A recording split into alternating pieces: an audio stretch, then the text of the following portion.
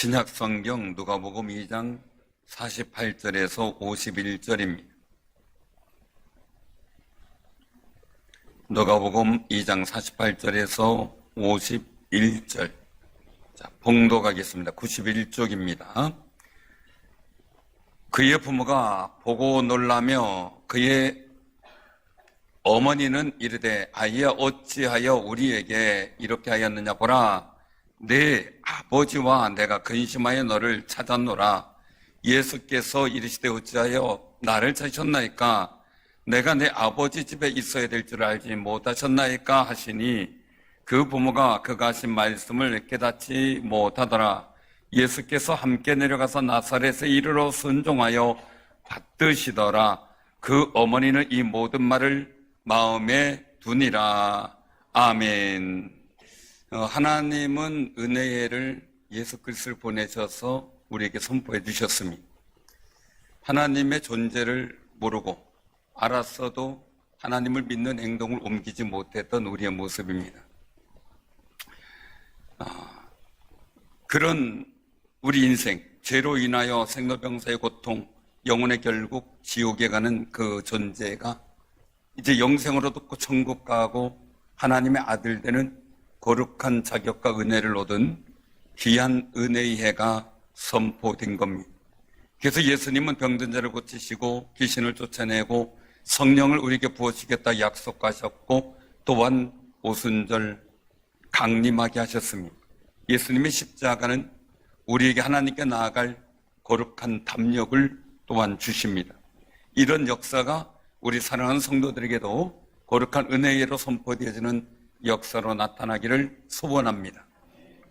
오늘 본문 배경은 예수님께서 12살 되던 해에 유월절을 맞이하게 됐던 때입니다. 유대인들의 어린이 교육은 엄격히 수행이 됐어요. 6세가 되면 쉐마인 신명기 6장 4절에서 9절 또 시편 중 중요한 구절을 암송하는 일을 했습니다. 이때 말도 잘 못하면서 막 암송하는 거 보면 얼마나 예쁜지 모르죠. 10세가 되면 율법의 해석인 미시나를 배우게 돼요. 13세가 되면 율법의 아들이라는 칭호를 얻게 되고 회당의 회원이 되게 됩니다. 이거에 따라서 우리 교단에서는 이제 전에 세례 받을 자격을 13세로 정하여서 13세가 되면 성인 세례를 받도록 헌법이 개정이 되었습니다.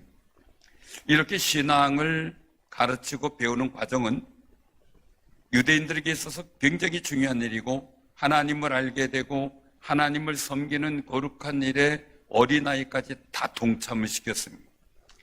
그래서 가정예배 드릴 때 야 니네는 잠깐 방에 들어가 있어. 이거 안 하면 좋겠어요. 함께 예배 드릴 수 있도록 교육하고 이야기하고 복음을 전하고 하면 그 아이가 보고 듣는 일을 통해서 하나님의 거룩한 은혜를 체험하는 아름다운 자리에 서게 될 줄로 믿으시기를 바랍니다. 이때부터 율법을 본격적으로 배우며 지키게 돼요.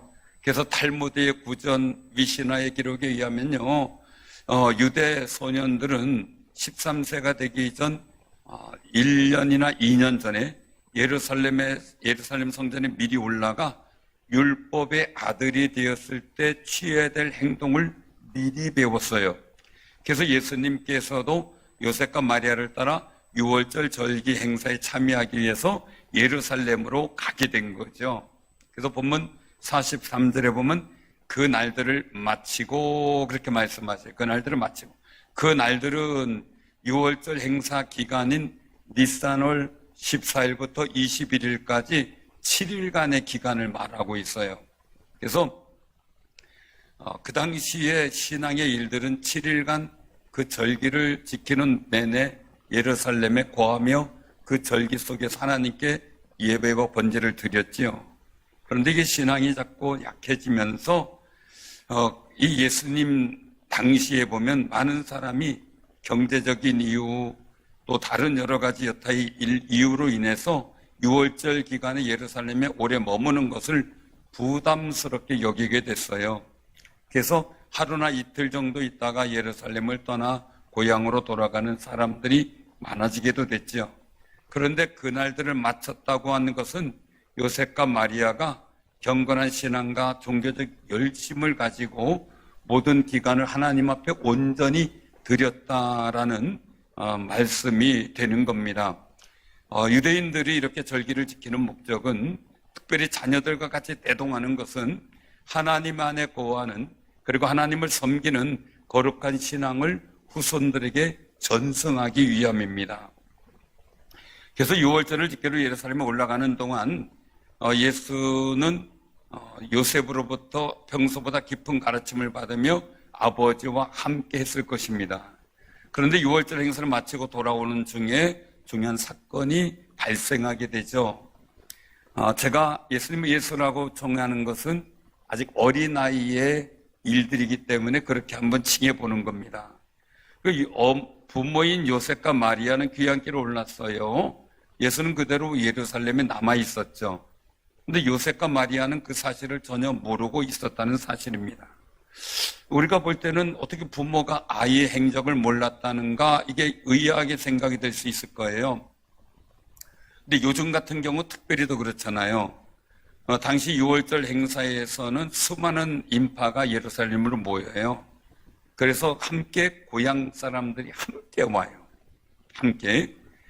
그래서 무리를 이동하기 때문에 귀향할 때도, 이제 고향으로 돌아갈 때도, 모든 절기를 마친 후에 고향으로 돌아갈 때 무리를 지어 고향 사람들이 함께 가거든요. 함께 가요.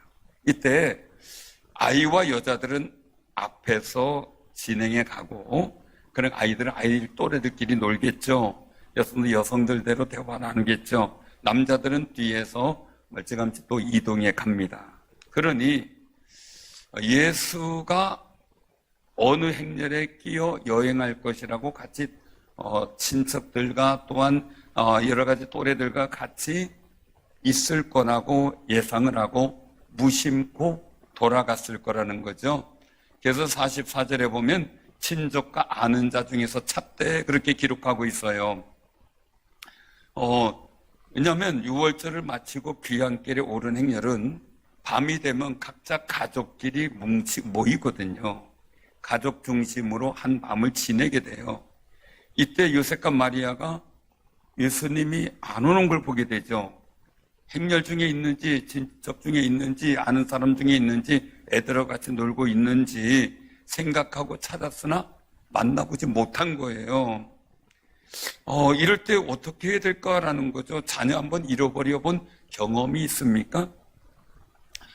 우리 유희정 목사님 사모님이 손녀를 키우다가 손녀가 이제 조금 걸어가지고 돌아다닐 때예요. 그 테크노마트 갔다가 은행에 앉아가지고 잠깐 있었는데, 잠깐 앉아서 그 앞에 있었는데 애가 갑자기 사라져서 노래지더랍니다. 그러니까 그 옆에 있었던 사람들 누가 데려나 다 의심이 되고 하늘이 노라지고 막 딸이 그냥 법을 그 원망들을 생각하니까 눈앞이 깜깜해지더라는 거죠.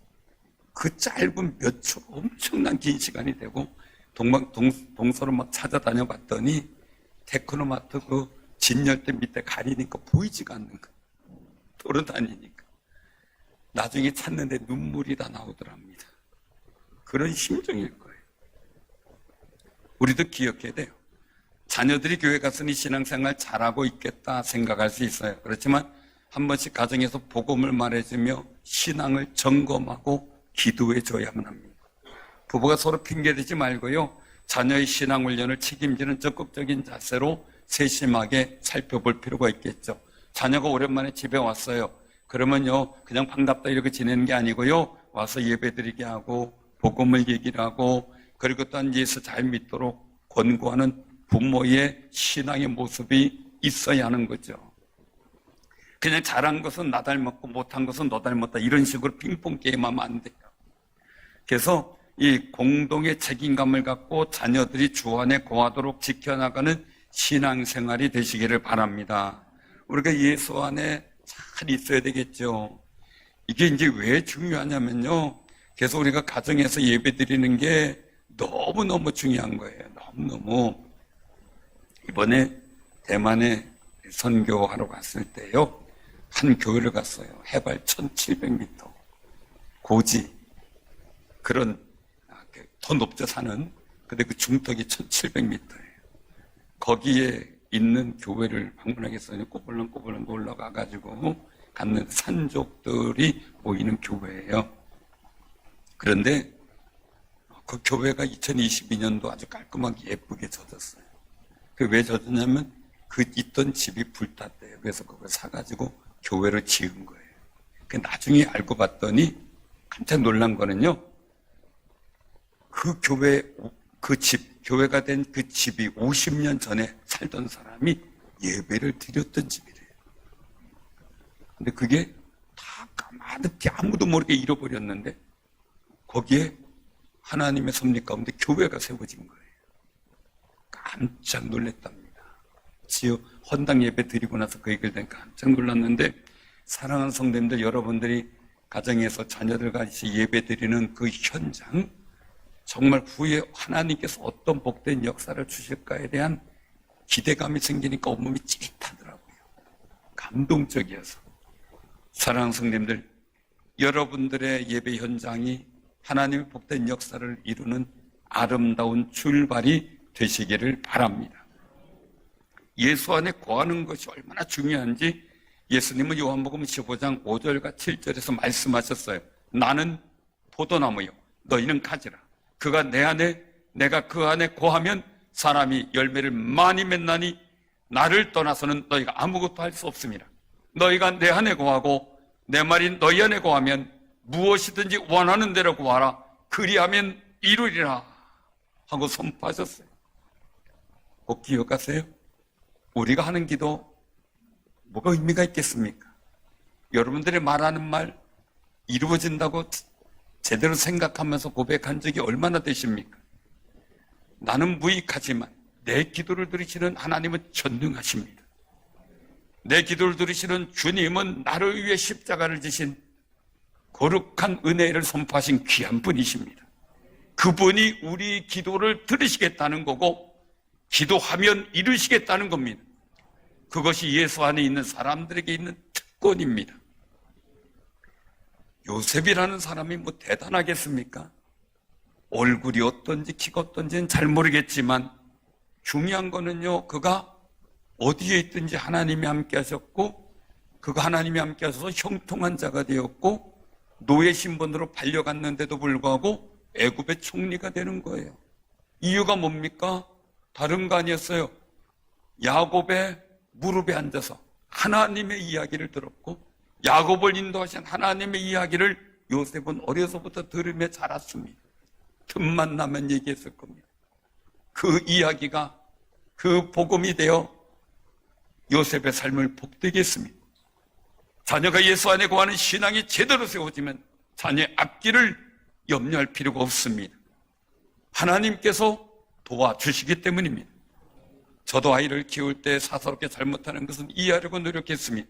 그러나 신앙이 잘못된 것은 따끔하게 혼을 냈습니다. 아들이 어릴 때 예배 중에 제가 있으니까 강대상에 올라오려고 했습니다. 앞에서 알짱거립니다. 그날은 종아리 맞는 날이었습니다. 예배 제대로 드리지 않으면 종아리 맞았습니다. 나중에는 아예 예배 때는 앞에 나오질 않았습니다. 예수 안에 있게 하기 위한 거였습니다. 사랑하는 성도님들, 그래서 자녀들을 통해 신앙의 열매가 맺혀질 때 감사하고 있습니다. 우리의 가정의 신앙 마찬가지입니다. 예배를 드리며 찬양과 기도 속에 하나님의 은혜를 체험했다가 세상 속의 사람들과 어울리다 보면 예수님을 잃어버립니다. 세상 속에 바쁘다 보면 예수님을 잃어버립니다. 당장 예배 마치고 현장에 내려가도, 현관 1층에 내려가도 마찬가지입니다. 먹을 것만 봐도 기분 나쁜 일이 생기거나 의견 충돌이 있을 때 과연 예수가 나와 함께하고 있는가를 살펴보시길 바랍니다. 그럴 때 내 마음의 중심을 바로 잡을 수가 있습니다. 꼭 정말 저희 교회는 성도 대접하기를 즐거워하죠. 떡으로, 다과로, 이번에는 컵케이크인데 어젯밤 밤 2시까지 만들고 가시더라고요.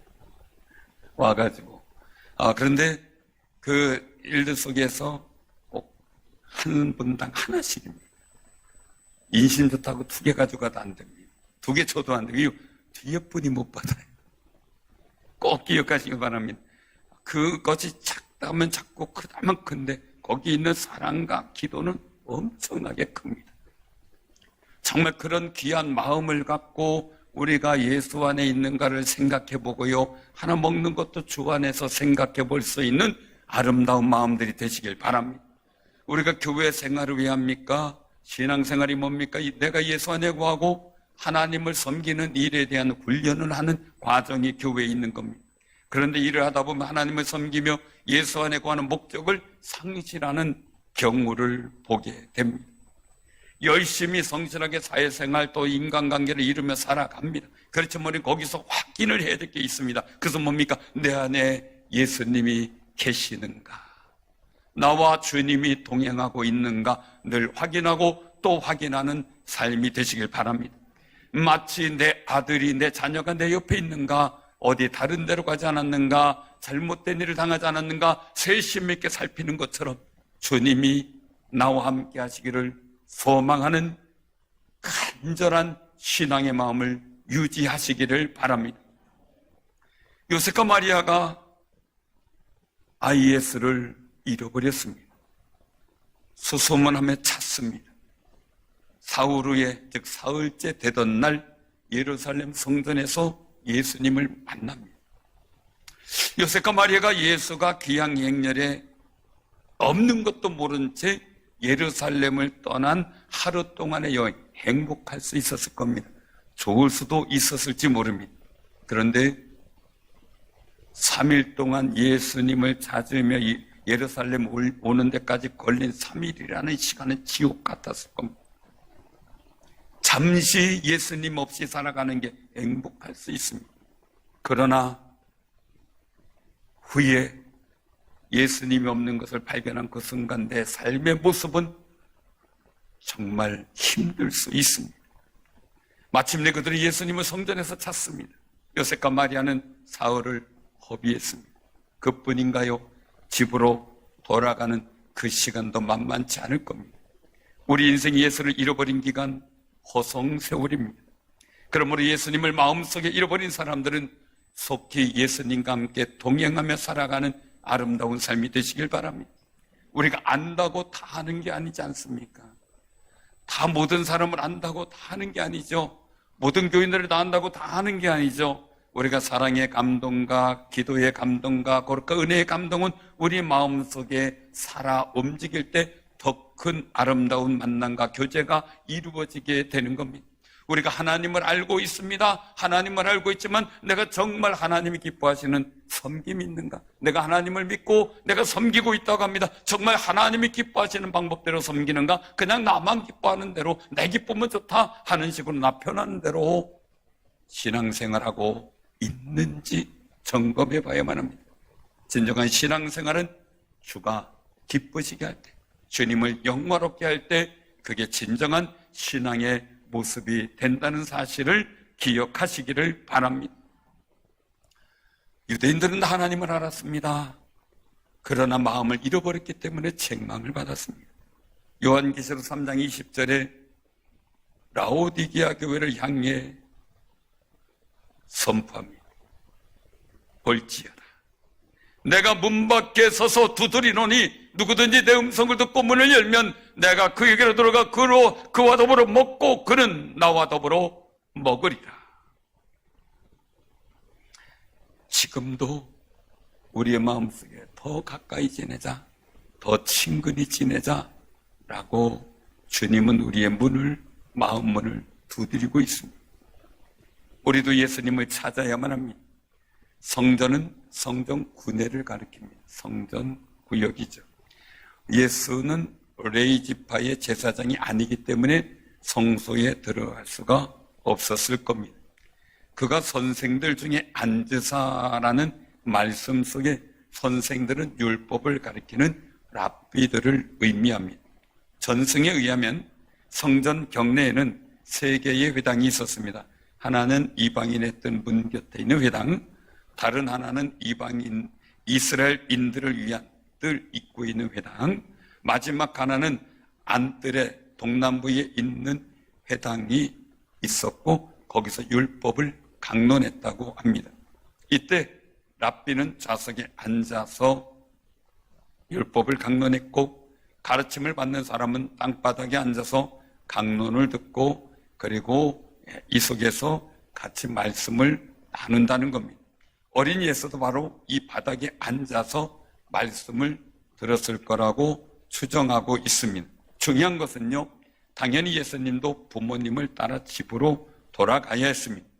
집으로 돌아가는 길에 예수가 없어졌음을 알게 된 요셉과 마리아는 앞이 깜깜해서 서둘러 예루살렘 성전으로 돌아가 다행히 3일 만에 예수님을 찾게 됩니다. 요셉과 마리아가 애타는 심정으로 예수님을 찾아러 가는 동안 정작 예수님은 태어난 모습이었습니다.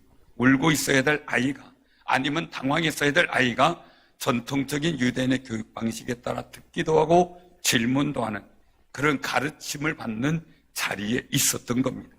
더군다나 예수님의 지혜와 대답은 신통해서 주변 사람들과 랍비들조차도 놀랄 정도였습니다. 사랑하는 성도님들, 반갑고 마음에 안도감이 생깁니다. 속상한 마음에 아이야 어찌하여 우리에게 이렇게 하였느냐, 보라 내 아버지와 내가 근심하여 너를 찾았다 라고 오늘 냅니다. 오늘 같으면 알밤이라도 줬을런지, 아니면 저 같으면 종아리라도 때렸을런지, 뭐 여러 가지 방법이 있겠지만 말입니다. 그때 예수님은 부모에게 말합니다. 아니, 오늘 우리에게 말씀합니다. 어찌하여 나를 찾으셨나이까? 내가 내 아버지 집에 있어야 될 줄을 알지 못하셨나이까? 라고 말입니다. 우리는 기억해야 됩니다. 예수님은 아버지 집에 계신다고 했습니다. 물론 51절에 보면 부모와 함께 내려가서 또한 육신의 아버지 집에 가서 열심히 순종하여 받던 일, 즉 육신의 집도 인정합니다. 요셉과 마리아가 예수님을 찾는 중에 동행 중에 있는 줄로 생각하고 친족과 아는 자 중에서 열심히 찾았습니다. 근데 만약에 우리 아들 예수라면 하나님의 성령이 인도한 가운데 분명히 성전이 있을 거다 하고 성전 먼저 뛰어갔을 겁니다. 그러면 3일 동안이라는 고생이 없었을 겁니다. 그런데 주변에 아는 사람, 돌아오던 길, 친척들, 들렸을 만한 장소까지 다 찾아 헤매느냐고 시간을 허비합니다. 예수님은 사람들을 만나 이야기하고 이 사람 저 사람들에게 물어서 찾아지는 것이 아니라는 겁니다. 이단들이 여기로 와라 저기로 와라 하는 일들은 다 예수님을 떠나게 하는 사단의 방법입니다. 예수님의 몸인 교회이기 때문에 그렇습니다. 성전에서 예배드리며 말씀을 듣는 연장에서 예수님을 찾고 예수님을 만나기를 소원하는 귀한 삶이 되시길 바랍니다. 제 경험을 봐도 그랬습니다. 신앙생활하기 전에 이 친구한테 예수님 얘기 들었습니다. 하나님 얘기 들었습니다. 그런데 결국은 중요한 게 뭡니까? 친구의 도움으로 성전에 찾아 예배를 드리고 말씀을 듣고 기도하면서 주님이 저를 불렀고 저를 찾았고 저와 함께 하신다는 사실을 깨닫게 됐습니다. 예수님이 내 안에 거하신 것, 하나님이 나를 사랑하신다는 것을 깨닫게 될 때 눈물이 범벅이 되고 감격적으로 신앙이 뜨거워지고 가슴이 뭉클해지고 감동이 밀려옵니다. 감사가 넘치고 평안과 행복한 마음이 불안과 두려움, 걱정과 미래에 대한 염려를 사라지게 만들었고 새로운 소망을 보게 했습니다. 사랑하는 성도님들, 꼭 기억하시기를 바랍니다. 내 마음의 중심의 핵심이 무엇이 있는가 하는 겁니다. 대만을 이렇게 보면은 꼭 고구마 같아요. 고구마 같은데,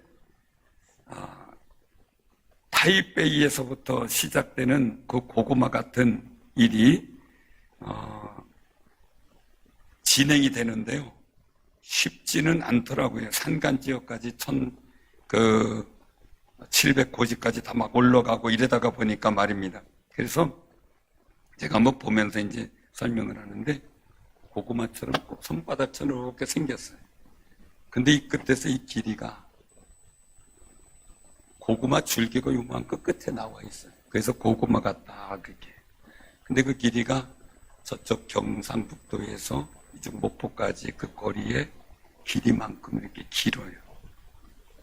저는 그냥 전에도 한번 가본 적이 있지만 제주보다 조금 더 크려니 그런데 이번에 자세히 보니까 그게 아닌 거예요. 우리 게 절반만 하다 이렇게 생각이 들 정도로 그렇게 큽니다. 산은 높고요. 그래서 거기에 이제 아까 얘기했던 그 지어진 이 갈매산 교회가 바로 이제 풀이에 있습니다. 1700고지에. 근데 그 더 아래로 쭉 내려가다 보면 이 까오슝이라고 하는 교회가 나와요. 현지인 교회. 목사님이 목회하시는데 이름이 복기교회. 복이 일어나는 교회. 우리 교회가 복기교회인 줄로 믿습니다. 아멘? 자, 우리 옆에 만들세요. 복귀합시다. 복을 일으킵시다 이거예요. BBC라고 하는 명칭을 썼는데 까오슝이라고 하는 도시에 있어요. 근데 한국교회 지금 잃어버린 것들을 지적을 하더라고요.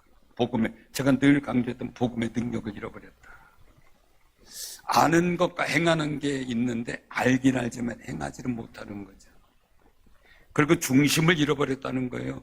초대교회는 모이기만 하면 예배드리고 말씀 나누고 가르치기, 즉 복음을 전하는 데 집중했다는 거죠. 집중.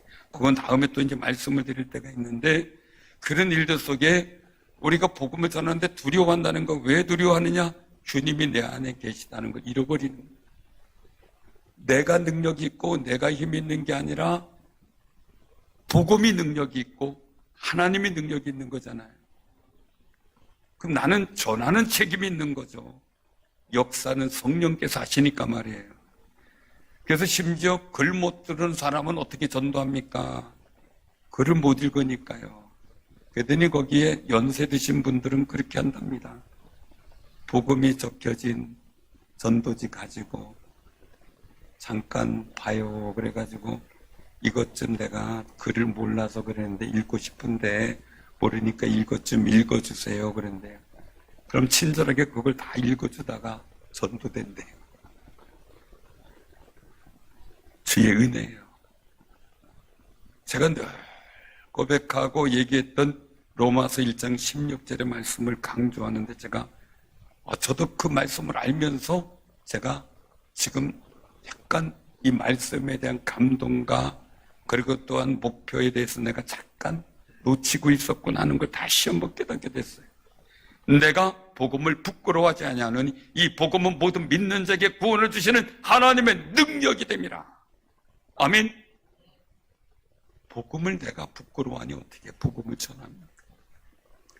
부끄러워하지 않아야 되겠죠. 복음은 자랑스러워야 되겠죠. 나를 구원하시고 내게 은혜를 선포하신 거룩한 역사가 있는 복음, 예수, 그 이름은 우리에게 능력이에요. 자랑스럽게 외치고 정말 즐겁게 다른 사람에게 전할 때, 그리고 이야기할 때 그게 능력이 되고 우리 자녀에게 전할 때 그 복음이 능력으로 자녀들에게 복된 역사가 이루어지게 할 줄로 믿으시기 바랍니다. 유대인도 헬라인도 다 해당되면 오늘날 우리도 해당되는 말씀이죠. 예수님 자체가 복음입니다.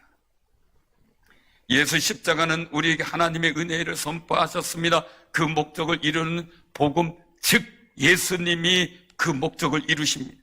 그 은혜를 이루시는 예수님을 내가 잃어버렸다면, 내 마음에 놓쳐버렸다면 하나님의 능력인 복음이 내게 어떻게 역사하시겠습니까? 예수님을 마음속에 굳게 모시고 찾아, 그리고 또한 하나님의 능력을 경험하는 아름다운 삶이 되시길 바랍니다. 요한계시록 2장 2절에 말씀하십니다.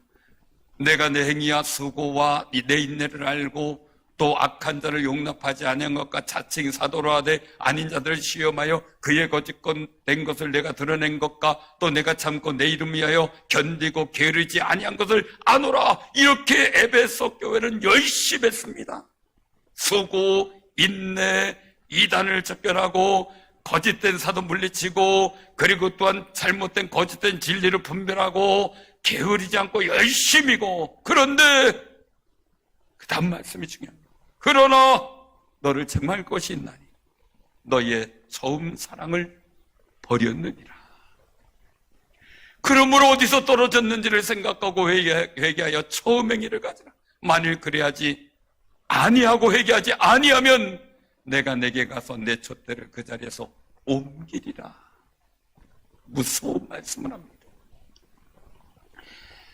우리 마음에 예수님의 사랑을 기억합시다. 우리가 사랑한다고 가족들끼리 서로 사랑한다고 얘기를 하죠. 그러나 그 사랑이 매일 새로워지는 사랑이 되길 바랍니다. 그저 소닥 쳐다보듯이 하는 게 아니라 그저 우리가 서로 사랑이 불끈 일어나는 말, 사랑이 불끈 일어나는 아름다운 감동적인 일들이 우리들 사이에서 넘쳐나도 가정이 행복해지듯 우리가 주님 안에서 주님과 교제하고 하나님과 교제하는 일들 속에 처음 사랑을 회복하는 아름다운 역사가 있기를 바랍니다. 우린 다 하나님을 합니다. 예수님을 믿습니다. 예배를 드립니다.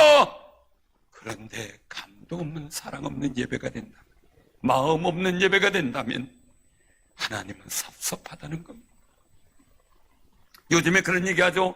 누가 선물을 이렇게 주면은 영혼 없는 선물이라, 칭찬하면 영혼 없는 말이라. 뭡니까? 사랑 없는 말, 감동 없는 거라는 거죠. 사랑하는 성도님들, 우리가 주님 앞에 거룩한 사랑을 보이는 아름다운 역사가 있기를 바랍니다. 제가 이번에 가면서, 지난번에도 그랬지만 이번에 가면서 하나님께서 늘 감동을 주십니다. 성도들이 다녀오라고 교통비 주고 하는 일들 어떻게 하면 복되게 할까? 선교지 방문하는 데마다 다른 분들은 경비가 엄지 못하더라고요. 그래서 제가 그저 대만 달러로 1,000불이든 2,000불이든 제 있는 소용한 대로 계속해서 다니며 헌금을 했습니다. 힘내시라고 기도합니다. 하나님, 저의 이 마음이 성도들에게 복이 되게 하옵소서. 그냥 한번 헌금했다는 의미가 아니라 정말 하나님의 도우심이 우리 성도들에게 영권 물권 회복으로 이루어지게 하옵소서. 간절히 기도하며 합니다. 선교지가 힘을 얻습니다. 선교하는 분들이 너무너무 즐거워합니다. 행복해합니다. 왜요? 선교 탐방 와서 공식적으로 단체가 주는 것은 우리가 하지만 개인적으로 다시 또 하는 일은 거의 없기 때문이죠. 그러나 그 속에서 하나님을 사랑하기에, 그 속에 계신 거기에서 역사하신 하나님을 경외하기에 마음을 드리는 겁니다. 이사야 55장 6절에 말씀합니다. 너희는 여호와를 만날 만한 데에 찾으라. 가까이 계실 때에 그를 부르라. 하나님을 만나시기 바랍니다. 부르시길 바랍니다. 아모스 5장 4절에 말씀합니다. 여호와께서 이스라엘 족속에게 이와 같이 말씀하시기를 너희는 나를 찾으라. 그리하면 살리라. 사랑하는 성도님들, 여러분들 삶 속에 주님은 우리를 살리는 거룩한 목적, 영생을 주시기 위한 목적으로 이 땅에 오셨습니다. 우리는 그분을 만나야 삽니다. 그분과 함께 동행할 때 하나님의 거룩한 능력의 복음이 경험되어지게 됩니다. 그 거룩한 역사를 위해서 십자가를 지고 가시는 주님을 바라보며 거룩한 승리를 하시는 아름다운 삶이 되기를 주님의 이름으로 축원합니다.